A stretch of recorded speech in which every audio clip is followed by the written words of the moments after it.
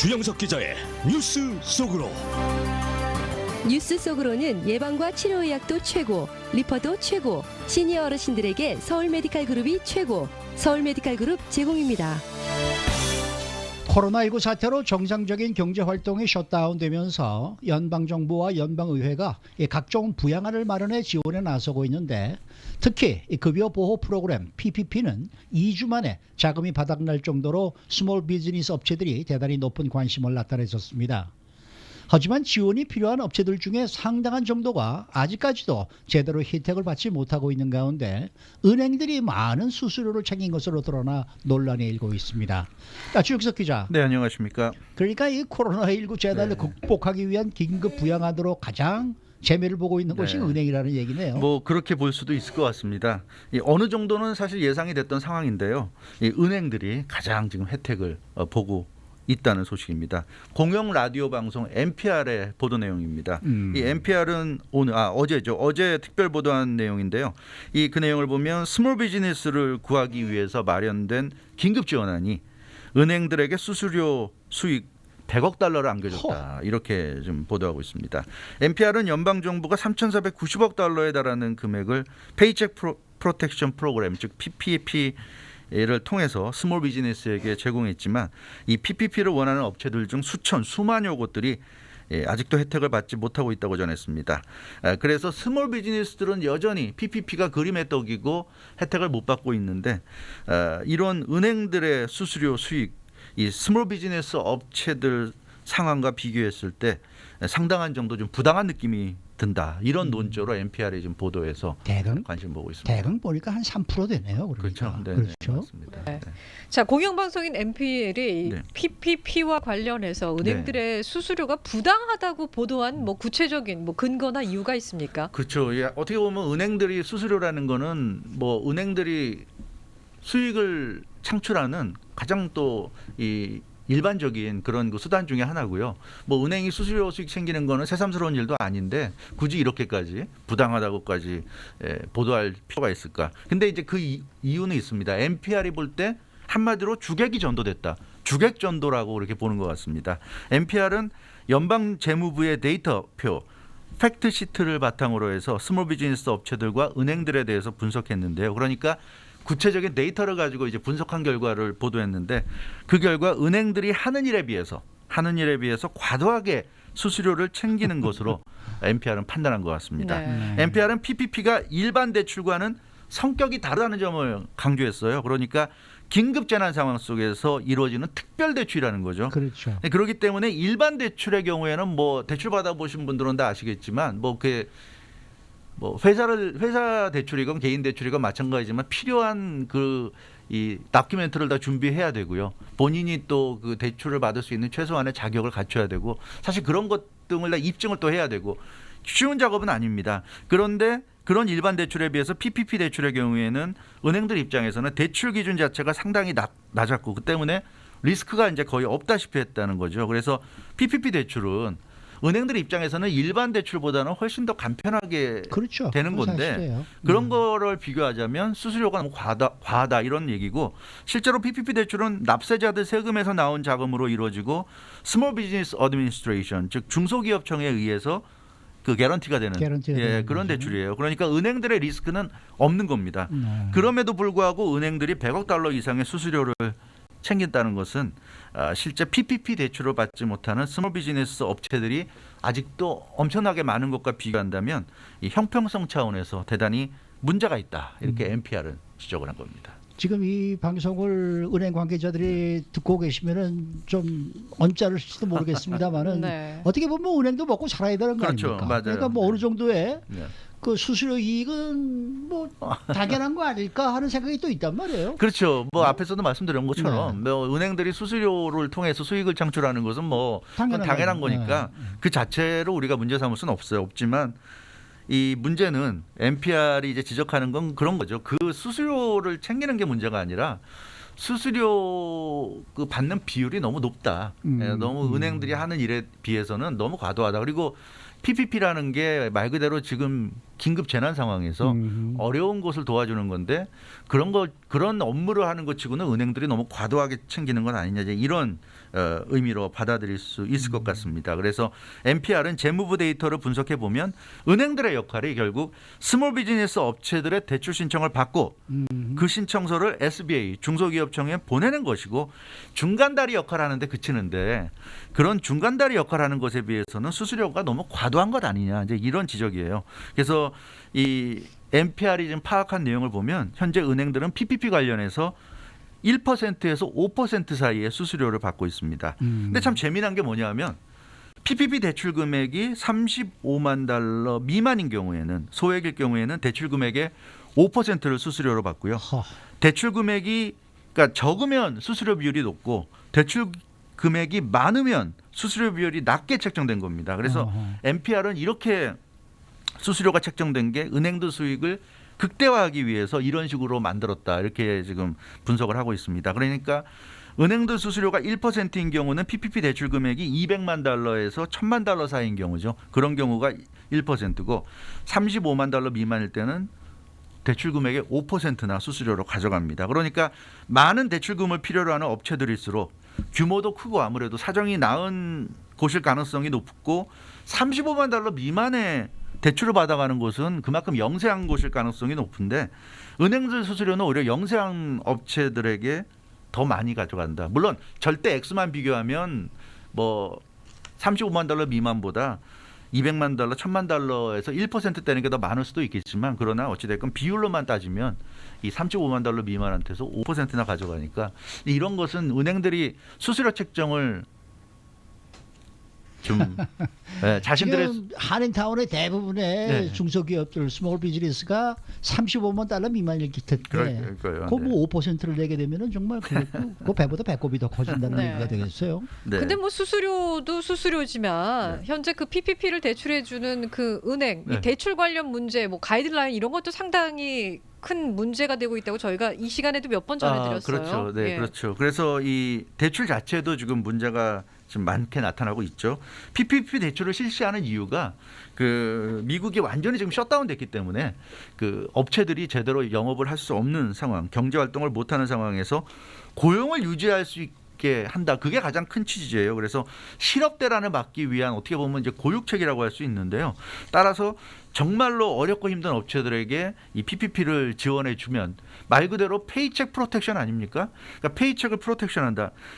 제대로 이 매출이 없기 때문에 사실은 종업원들에게 임금을 주기 어려운데 대출을 받아서 이 대출받은 돈으로 임금을 줘라. 그래서 실업자가 되는 걸 좀 막아달라. 이게 결국 PPP의 핵심인데 현실에서는 은행들이 뭐 이미 보도가 나오지만 자신들과 가까운 기존 고객 업체들에게 아무래도 이 PPP를 제공해주는 쪽으로 가다 보니까 평소에 은행과 밀접한 관계를 맺은 업체들이 유리하고 그렇지 않은 업체들은 이런 그 PPP 혜택을 받기가 좀 어렵다. 이런 지적이 나오고 있고요. 이미 며칠 전에 보도해드린 내용이지만 그 월가를 대표하는 대형은행이죠. JP모건 체이스뱅크가 루스 크레이스 스테이크하우스 그 모기업이죠. RCSH 오퍼레이션 LLC에게 지난 그 7일이었습니다. 이 1000만 달러를 대출해 준 것. 이것이 이제 대표적인 그 이 문제 사례라고 NPR이 지적했는데 사실은 이 정도의 대기업이라고 그런다면 줘서는 안 되는 거죠. PPP를. 근데 1000만 달러 안겨주면서 은행이 이제 10만 달러를 이제 수수료로 챙겨갔다. 이렇게 NPR은 지적했어요. 이 리스크가 전혀 없는 단 한 번의 트랜잭션을 처리하면서 JP모건 체이스뱅크가 수수료 10만 달러를 챙긴 것은 너무 이제 과도했다 이런 지적이고 또 이 그 루스 크리스 스테이크 하우스에게 1000만 달러 대출을 안겨준 것 자체도 좀 문제였다는 그런 지적이죠. 그래서 이런 식의 그 대출이 이루어지는 것, 이 굉장히 좀 문제가 있다. 은행은 그러니까 뭐 10개, 20개 대출하면서 한두 개 정도는 이렇게 자기 고객들의 페이버를 봐주면서 또 거액 대출해 주면서 수수료 또 쉽게 챙기는 이런 식으로 좀 이용한다는 건데 실제로 그 루스 크리스 스테이크 하우스의 모기업인 RCSH 오퍼레이션 LLC 여기는 직원 수가 6,000명이 넘는 대기업이죠. 대기업인데 여기서 지금 $1,000만 대출을 받아서 이게 과연 대출 자격이 없는. 그러니까요. 제대로 된 대출이라고 할 수 있는지. 근데 이게 문제가 되니까 자기들은 각 매장에서는 직원들 수가 500명이 안 되기 때문에 되는 줄 알았다는 그런 변명 아닌 변명을 해서 더 좀 비판을 받았는데요. 아무튼 그러다 보니까 NPR이 이렇게 비판적인 보도를 지금 하는 것 같습니다. 어제 저희가 이 시간에 네. 그 하버드 대학에서 받았다가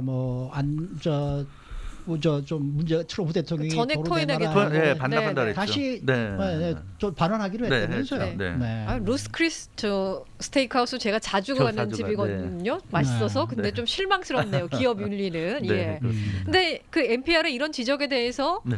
은행 측은 또 좀 입장이 다르잖아요. 그렇죠. 네. 그래서 은행들의 입장은 자신들로서는 어쩔 수 없다. 이제 그런 얘기인데 네. NPR은 이번 특별 보도하면서 JP모건 체이스 뱅크나 PNC 뱅크, 뭐 뱅크 오브 아메리카 이런 월가 주요 대형 은행들에게 질의했어요. 자신들이 지금 이런 취재를 하고 있고 이렇게 보도하려고 그러는데 당신들은 거기에 대해서 어떤 의견을 가지고 있느냐. 그런데 이들 은행들은 그 NPR과의 직접적인 인터뷰는 다 지금 거절했습니다.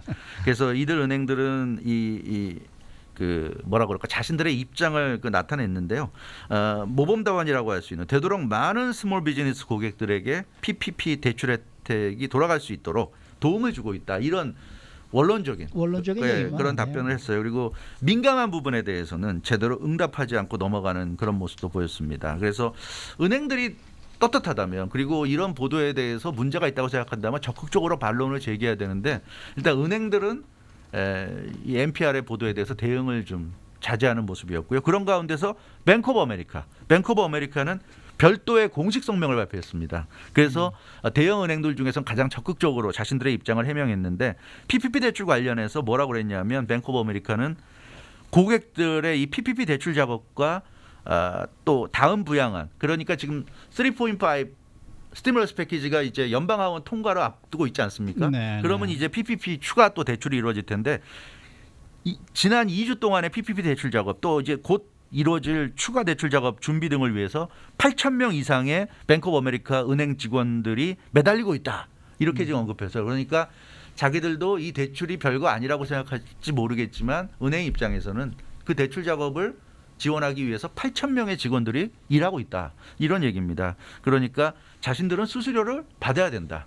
그러니까 이걸 뭐 마음 같아서는 뭐 수수료를 아주 낮게 받는다든가 아예 받지 않고 해준 거든가 지금의 어떤 이 코로나19 재난과 관련된다면 그렇게 하는 거를 또 생각할 수도 있겠지만 그러나 현실적으로는 은행들도 많은 직원들이 일을 하기 때문에 그 직원들도 월급 받고 해야 되니까 수수료는 필요하다. 이런 얘기고요. 특히 뱅크 오브 아메리카는 PPP 대출 과정에서 상당한 정도의 작업이 필요하다. 이 점을 강조했어요. 뭐라냐면 자료 수집. 아무리 형식적이라고 하지만 최소한의 다큐멘트는 필요하다는 얘기죠. 그러니까 그런 다큐멘트 수집 그리고 또 그렇게 수집된 자료가 맞는 건지 검증하는 작업 그리고 그런 자료를 보관해야 되지 않겠습니까? 나중에 문제가 될 경우에는 또 대조하고 뭐 이래야 되니까 보관해야 되고 그러니까 이런 여러 가지 작업이 필요하고 거기에는 직원들의 업무가 따라다닌다는 얘기예요. 그리고 이 매 대출을 해줄 때마다 해야 하는 이런 작업들이 만만치 않기 때문에 수수료는 반드시 필요하다. 이렇게 뱅크 오브 아메리카는